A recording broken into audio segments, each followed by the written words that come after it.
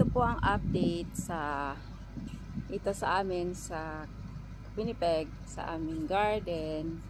Update ko lang kayo sa life, buhay-buhay. Ito po yung mga beans ngayon. Ngayon po ay July 5. Ayan na siya ngayon.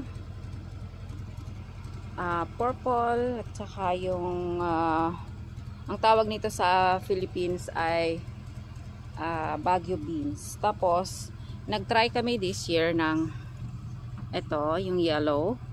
Ang ganda naman niya. Kasi hindi siya gumagapang, ganyan lang siya. Yan. Pwede na kami magprodukto. See? Pwede po magtanim tayo kahit sa mga ganitong paso lang. Mga used na ito used pinaglagyan ng coffee. Yan. Ito naman, nagtanim kami ng second batch na mga pechay at yung iba dyan ay mustasa. See? Up close, yan ay mustasa. Ito ay pechay. Magkatabi sila. Ngayon, ito, marami kaming mga beans this year. Yan. Yan. Ito pwede na itong anihin. Kukunin ko na at ako'y magluluto ng sinigang. Yan. Ito po. Tapos, lalagyan ko din ng bulaklak ng tatanggalin ko to. Ito, bulaklak ng kalabasa. Sasama ko siya sa sinigang. Very healthy. Yan, ito mga mustasa ito. Nag-try din kami ng lettuce. Yan. Yan ang aming garden this year. Ang dami naming beans. Then ito mga lettuce ulit. Para hindi na kami bibili. Save money. Ito naman ay ito ata yung kamatis na purple ang bunga pero cherry. Ito ata yung cherry tomato pero hindi siya purple. Ngayon, ito naman yung mga sinya na tinanim ko from seed. Tapos ito yung ang bagal niyang lumaki.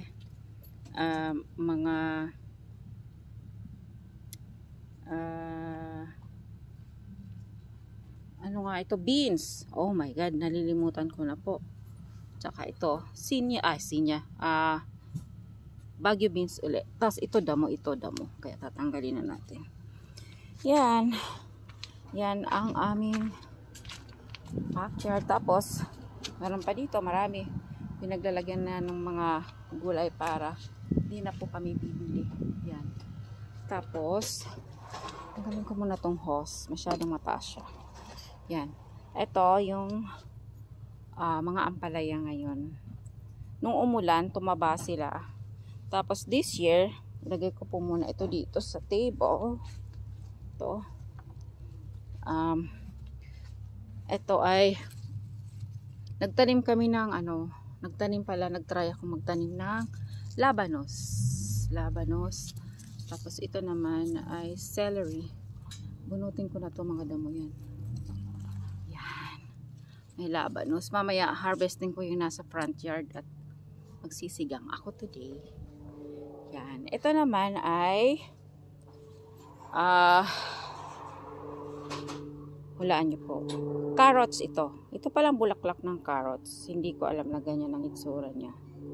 Siguro yung mga farmers alam po na ganyan ang bulaklak. Pero ako po ngayon ko lang siya nalaman. Tapos ito naman ay nalaglag lang to dito. Ito ay sunflower. Hindi na namin binunot kasi maganda rin naman. Ayan, meron pa din dito mga labanos. Ang labanos pala ay may bulaklak din.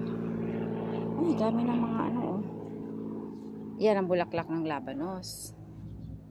Tapos natabunan niya na yung mga namin dito, cucumber. Siguro mga next 2 weeks may bunga na rin po yan. Ayan ang yan, up close po ang bulaklak ng mga yan labanos, radish. Kasi may mustasa din kami dito kakanta. Ayan, may bunga pala. So next year, hindi na po kami bibili ng pantanim. ng labanos. Patutuyuin na po namin yan. Yan. Akalain mang liit lang po ng aming yard. Pero nakakapagtanim po kami ng mga ganito. Ito naman dahil I grew up from Bicol. Sa Bicol ako pinanganak. At lagi kami may gabi. Nagtanim din kami ng gabi. Ito naman ay kangkong. Di ko alam. Pero pwede na rin. Kukuha din ako di siguro ng isa. Ilalaho ko dun sa aming sinigang. Yan. Tapos ito naman yung mga kamote na tinanim namin from kukuha din ako yan po. Tigko konti lang kasi para sumanga pa sila. Kukunan ko na rin ng mga dahon. Yan. Sarap ito. Healthy food. Healthy gulay. Yan. Tapos ito ay hindi ko alam kung ano yan. Pekado mo yan. Ito ay meron uli kaming tanlad. Ito yung mga sile. Tapos ito yung mga mga sitaw naman. Ang mga sitaw ay kung saan umaakyat yan. Yan sila dapat. May anino po kasi ngayon ay 9 o'clock, 10 o'clock in the morning, Saturday, July 5. Ito, perennial na siya. Ito mga to, tumutubo na lang siya dyan yearly. Ito naman, pinapabulaklak namin ang pechay. Tingnan nyo po, ganyan po siya pag matanda na. Gulang kami para di na rin kami bibili ng buto next year. At ito naman po ang bulaklak ng pechay. Ayan, pechay po siya. Tapos ito ay patola siguro. Ayan, kasi nagtanim kami from seed. Yan, mga beans uli, nagtanim dyan. Ito mga sile. At ito naman, nagtanim uli ako ng dill, na mulaklak na siya. Ito po yung nilalagay sa honeydew na dip. Honeydew dip, yung green doon, yan po yun. Tapos yan pa, ito naman yung mga patani. Yung purple ang sides ng bunga. Malapit na rin siyang mamunga, kaya lang medyo slow siya this year. Ayan. Yan. Dito sa loob, nagtanim din kami uli ng ng second batch na mga yan. Mustasa. Tsaka dito. Ito po ay mga munggo. Mga munggo siya. Meron pa rin dito. Yan. Meron din uling bean. Sorry, baka mabilis po ba ako mag-video. Pero okay lang. Basta isi-share ko lang po sa inyo kung ano yung update sa aming garden today. This year. Tapos doon naman, dyan. Ayoko na pong pumasok. Dyan. Yan po ay lahat sili. At ito ay patola. Nag-iisang patola. Sana makapagpabunga po kami this year. At i-update ko po kayo pag sila ay may bunga na. Tapos, ayan, kami ng grass. Kasi namamatay yung ibang part kaya nilalagyan namin. Ito ay broccoli. Nag-try kami. Kaya lang wala pa siyang flower. Ganyan pa lang. And, lagay ko po muna ulit ito dito. Yan.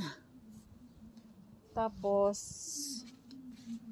ito ay napaka-healthy na kale. Bumili kami sa garden center ng 1, 2, 3, 4, 5, 6 na tanim. Tas ganyan. Lagi na kaming mayroong kale na pang kukuha din ako nito. Ilalagay ko sa isa lang. Ilalagay ko sa sinigang. Isa-isa lang. Tapos ito naman, lalagay natin dito. Yan. Tapos, ito naman ay patatas. Ang patatas pala ay may bunga din. Ay, bulaklak po. Ayan. Ayan ang bulaklak ng patatas. Ito ay hindi ko po alam yun. Pero ito maliliit na lettuce. Ito siguro ay baka pakwan yan. Hindi ko alam. Ayun, ayun po ang update dito sa likod ng bahay namin. Tapos meron din po kaming mga kamatis dito sa side. Tsaka yan. Mga kamatis, 2 puno dito. Mga beans pa din. May tinaniman ko siya ng sinya sa mga side nila para whole summer may flower kami dito sa side. May nabuhay na purple na ano, na beans. Tas ito ay mga lettuce, mga baby pa siya. Siguro 2 weeks from now ay, may kamay yun. Yan.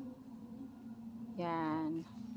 Ito po mga lettuce siya, nabubuhay na siya. Yes, malapit na. Kakaroon na kami. Tapos ito naman, nagtanim kami ng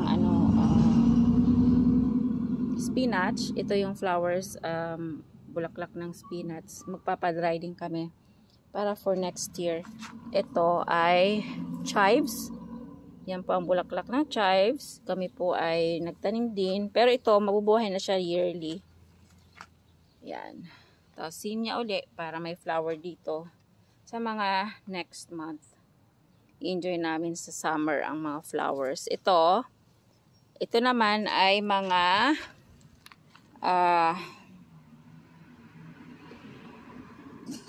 carrots. Bumili ako ng seed. Sabi, iba't iba daw ang kulay ng magiging carrots dito. Kaya, let's see.